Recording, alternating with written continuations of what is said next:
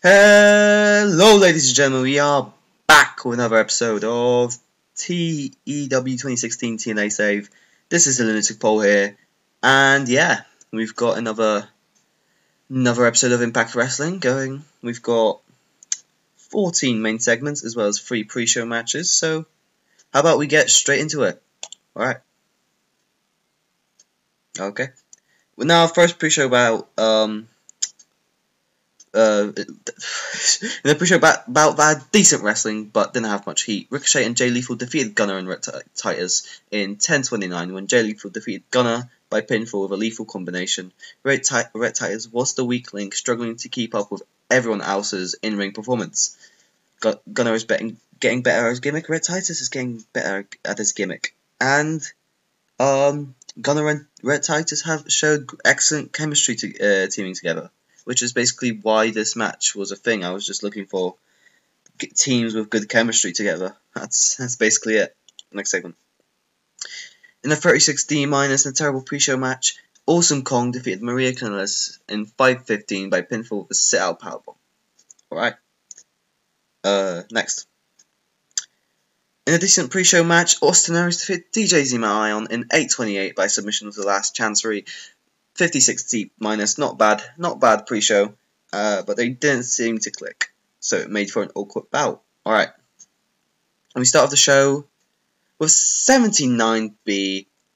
Welcome to Impact Wrestling. EC3's music hits, and the world champion kicks off the show.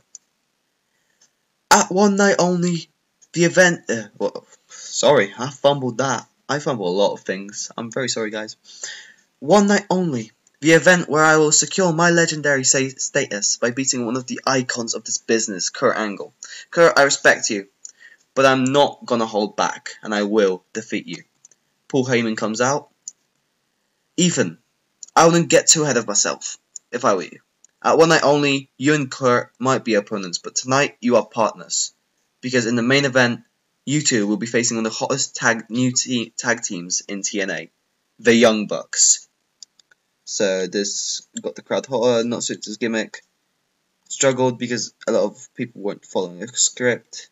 It's not suited to his gimmick. Superb working without a script. Alright. Nice. Next. In about that decent wrestling, but didn't have much heat, Ted DiBiase Jr. defeated Mike Bennett in 7:31 by pinfall with Dream Street. 54C-. Very decent opening match. Velvet Sky did some good work at ringside, so did Maria Kanellis, but Mike Bennett is not suited to his gimmick. Next segment. 54th C- again. Velvet Sky celebrates with Ted DiBiase in the ring before she starts to speak. Ladies and gentlemen, the best work on this roster, Ted DiBiase, is now 4-0 here in TNA. He hasn't lost yet, and he never will. He'll get to 40-0. 400. 4,000-0. Suddenly, the music of Eric Young hits as he comes down to the ring. I'm sick of this. I'm sick of all you new guys coming in thinking you're the best here. I've been here from the beginning. I know this company inside out. So how about this? At one night only, me and you face each other one-on-one, and I can teach you how it's done in TNA. Alright, let's book that in for one night only.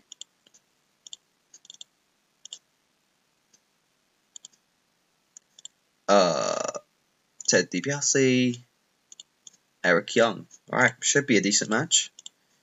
Book that in. 54C- for that. Decent segment. 33E+.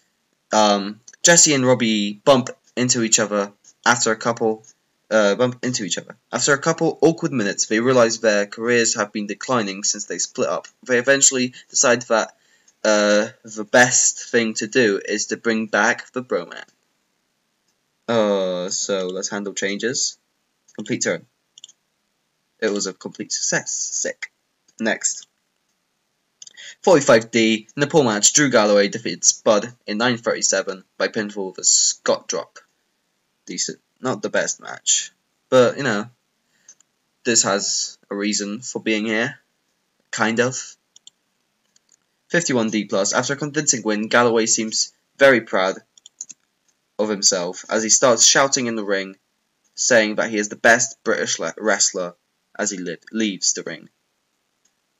Next segment. 52D plus.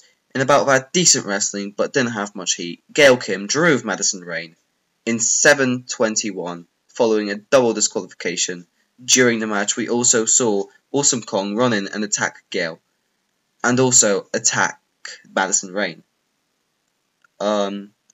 Madison Rayne is getting better at her gimmick. Gail Kim had an in-ring performance of 50, Madison Rayne 47, and the Knockouts title storyline advanced with the segment.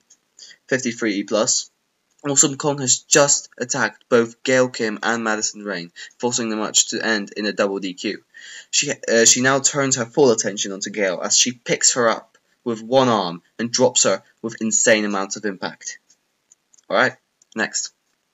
66C plus. In a bout that had decent wrestling but didn't have much heat, James Storm defeated Davey Richards in 13:25 by pinfall with an Eye of the Storm. During the match, we also had Eddie Edwards accidentally hit Richards and also destruct Storm. So yeah, Davey Richards seemed to be the better performer in that match, and they showed great chemistry. That's good. Next segment, 46D. It's official. Beer Money are now getting a rematch at One Night Only, and the Wolves can't believe it. They start to beat down Bobby Roode and James Storm, obviously frustrated about the result of the match. So let's book that in. 2v2. Teams American Wolves versus Beer Money. Save. Also name. Save. Sorry for any background noise. This is very annoying. Next segment. In a pool match, Adam Cole defeated Tyrus in 9:04 by pinfall with a flying crossbody. 52D plus. As planned, the match brought the fans back down a little. Adam Cole had an in-ring performance of 52, Tyrus of 40, and Adam Cole seemed off his game. Alright, next segment. 52D plus. Jeremy Borash and Mr. Anderson are backstage ready for an interview. Jeremy Borash, so last week Bobby Lashley told you that you two will be facing each other once again at One Night Only. What is your opinion on this match happening? Anderson, you see, what people don't understand is that I not only agree with this match, but I'm looking forward to it. You see, at some point over the last couple weeks, I realised that I love to hurt Lashley. I love the look on his face when he's in pain. And at One Night Only, he will feel more pain than he ever felt before, as I rip him apart limb by limb and leave him lifeless in the middle of that ring. Right. Next segment, 72B minus. EC3 and Kurt Angle confront each other backstage before the match against the Young Bucks. EC3, Kurt, just because I respect you and what you've done in this ring doesn't mean I like the fact that we're tag team partners tonight. So just don't get in my way, okay? Kurt Angle, don't worry, I won't. On one condition, you keep this, pointing at the world title, safe for when I take it at One Night Only. Ooh, some tension between the partners, and the main event gets a 73B minus. That's a very good main event. In a decent match, Kurt Angle and EC3 defeated the Young Bucks in 1944 when EC3 defeated Mac Jackson by pinfall with Sweet Meat Sizzler. In terms of in-ring work, Kurt Angle was head and shoulders above everyone else. That's okay. Let's end the show. We get a 64C, and we have the storyline thing again. Now that's annoying. I thought we were past that. And anyway, this increased our popularity in 24 regions. That's good. And yeah, let's go. I will see you guys at the main title screen. We are back at the main title screen, and let's have a look at the mail.